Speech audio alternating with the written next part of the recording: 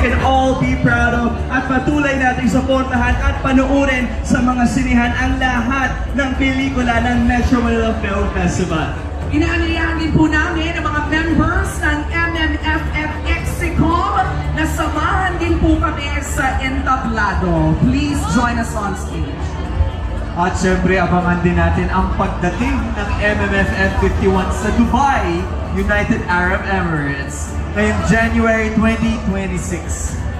At sa mga kababayan natin dyan sa UAE, abangan po ang konsyerto para sa Filipino, a free concert for the Filipino community in UAE.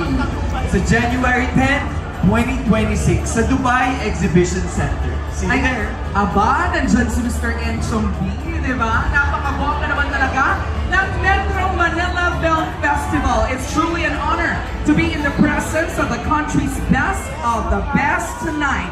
Maraming salamat din po sa BNT Productions. Again, ako po si Colin Karen, together with Michael Sager and Enchong B. Ito ang MMFF 51 Gabi ng Parangal at muli, sabay-sabay po nating isigaw, mabuhay ang pelikula!